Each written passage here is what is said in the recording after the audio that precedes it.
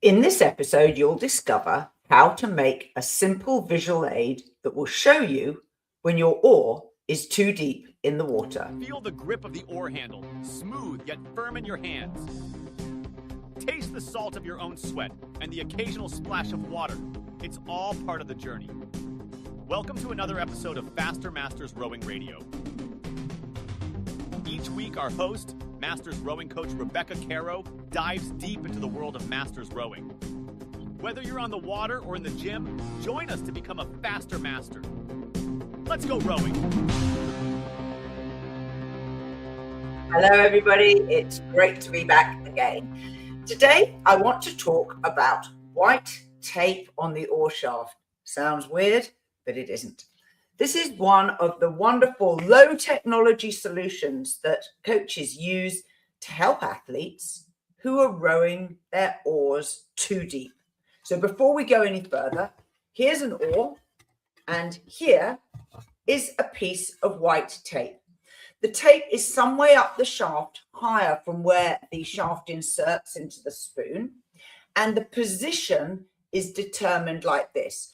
You put the oar into the water so that the top edge is level with the surface of the water, and then you let go of the oar handle. And the oar will bounce up and down a little bit just while you're sitting stationary, and then it will find the right depth. Have someone else sit the boat level so that it's absolutely, the handle is at the correct height for you to hold, and the oar is sitting in the water. Now, different oars have slightly different buoyancy, so you may find that it's a millimetre or two above the surface, depending on which brand of oar you use. But you then need to get somebody reasonably close by, so you need to do this quite close to the dock, to mark exactly where the shaft is. Now, if you're really canny, the way to do this is to keep your oar above the water, push away from the dock, get the boat settled, drop the oar into the water, and then just see where the shaft is wet. You don't want to have a lot of bouncing up and down, because obviously the wetness will then go past the correct point, but that's a really easy way to do it. Take the oar out of the water and then mark the spot, come onto the land, measure it, and then you can transfer that measurement easily to every other oar in your set. So putting white tape on the oar shaft, super easy to do. And then when you're rowing, you can look sideways at your oar, doesn't matter if it's sweep or sculling, and you can see if that white tape is going under the water and where in your rowing stroke it's going under the water, because it might be going under at the catch, and then by half slide it's at the correct depth, or it might be different places. In order to then correct your rowing, there are some causes of rowing too deep. Usually it is the height of the handle. The athlete holds the handle at an incorrect height that makes the blade go deep. As we've proved, if you let go of the handle and the oar finds its own depth, it sits at the correct depth. And the clever oar manufacturers have worked hard to ensure that modern oar designs are such that they naturally sit at the right depth. So you might just be holding your handle too high, and that might be an oar lock height adjustment that's needed. You might also be lifting your handle too high.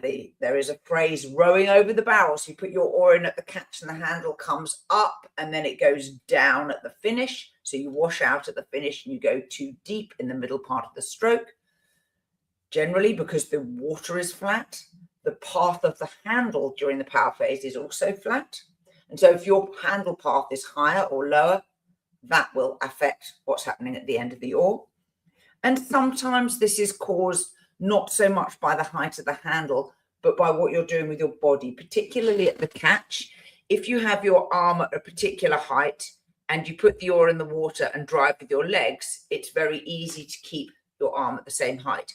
If you take the catch by lifting with your shoulders, as you can see, my arm goes up because my shoulders have risen. So if you shoulder lift at the catch, that might also be something that's worth you looking at for your cause. And the last thing is tension in your hand grip. if you're holding on too tight. It's very hard to feel when the oar is at the correct depth. If you are holding an oar in sweep, your outside hand will have your thumb underneath and the oar sits in the cup of your hand. In sculling, the thumb is on the end of the oar and it's more of a hook of the hand, so your palm actually isn't touching the handle. If your oar handle is tight, particularly your inside hand in sweep, you'll find you can't feel the correct depth, and so you're preventing the oar sitting at the depth that it wants to be at. Some drills that you might want to try in order to try and reprogram yourself to having correct blade depth, in addition to our white tape on the oar shaft. The first one is a little bit counterintuitive, backing down into the catch. So sit stationary, sit at the finish with your oars squared and buried under the water, and you're going to leave your oars under the water the whole time. You're going to do a full recovery with a correct sequence. So push first with your hand, straighten your arms, then lean forwards to rock your body, then bend your knees and come up to maybe half slide. Your oar should be tracking, backing down the water all this time, and then reverse it. Push your legs, swing your back, bend your arms, leave the oar under the water, go back the other way. So you're doing a sort of push and then a pull, and you're going backwards and forwards. Gradually lengthen your slide till you can get right out to full slide with your oars staying at the correct depth as you back down and then as you reverse the movement. This helps you to figure out the handle heights particularly. The other thing is to row in circles. Doesn't matter if you're sweep or sculling, just have one person or one side rowing, and as you row, look out to that side, look for your little bit of white tape, and notice where in the stroke your oar depth needs adjustment, and then work out what to do with your hand in order to row it. If you're doing sculling, the other blade that you're not using, just push it out to the side of the boat so someone else needs to hold the boat steady for you. And so you just focus on one hand. If that's too difficult, have the other hand, but leave that other oar feathered. So that oar is feathered along the surface. If that's too hard, row and just with one oar, and you can just push the other handle down, but it kind of gets in the way in sculling, so you're probably better just to push it out the side of the boat. Another drill that you might want to try is half blade depth rowing. It might sound a little bit strange, but the way you do it is you row normally and you're going to aim to have only half the oar under the water. Quite hard to do. And you have to then really feel how the depth is going, and you need to look and make your movements really, really calculated and very precise and very small movements. And that can help prevent you lifting your handle too high. Now, the amount of power you put on the oar also often affects the depth that you will go. So you might find that you're absolutely fine and your depth is correct at light pressure, but it's when you go to firm pressure that you have the problems. And for this, you might try alternating a stroke at light pressure, a stroke at firm pressure, 2 strokes at firm pressure, 3 strokes at firm pressure.